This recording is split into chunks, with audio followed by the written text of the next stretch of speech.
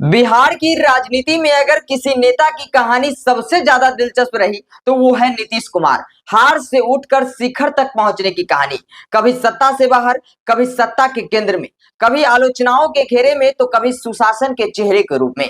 आज बात उस सफर की जिसने बिहार की राजनीति की दिशा ही बदल दी। हार की ताप से सुशासन बाबू की सरकार तक। तो चलिए शुरू करते हैं इस खास रिपोर्ट को। नीतीश कुमार की राजनीति की शुरुआत 1974 के जेपी आंदोलन से हुई। एक साधारण इलेक्ट्रिकल इंजीनियर जो लोहिया के समाजवाद का दीवाना था। 1985 में पहली बार विधायक बने, लेकिन उनकी असली पहचान तब बनी जब उन्होंने लालू यादव के साथ मिलकर मंडल राजनीति को धार दी। मगर 1994 में रास्ते अलग हुए, समता पार्टी बनी और यहीं से शुरू हुआ बिहार को जंगल राज से बाहर निकालने का मिशन। नीतीश कुमार ने सत्ता की चाबी कभी अपने हाथ से जाने नहीं दी। इसके लिए उन्होंने गठबंधन बदलने की कई रिकॉर्ड बनाए। 17 साल तक बीजेपी के साथ फेविकॉल जैसा मजबूत रिश्ता बना रहा, 1996 से लेकर 2013 तक। फिर 2015 में धूल विरोधी लालू यादव से हाथ मिलाया और महागठबंधन से सत्ता में आए। फिर 2017 में अंतर आत्मा की आवाज पर आरजेडी का साथ छोड़ बीजेपी को टाटा बाय बाय बोलकर फिर से तेजस्वी यादव के साथ सरकार बनाई 2022 में।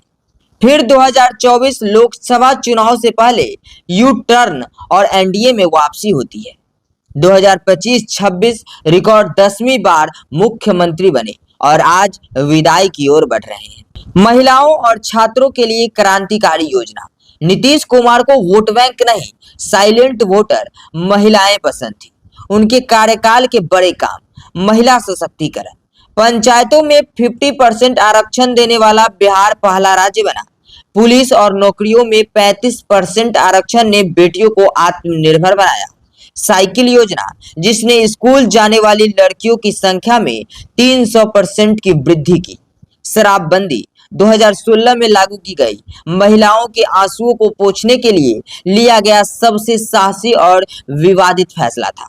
छात्रों के लिए स्टूडेंट क्रेडिट कार्ड योजना से उच्च शिक्षा के लिए 4 लाख तक का लोन और कुशल युवा कार्यक्रम से रोजगार के अवसर दिए।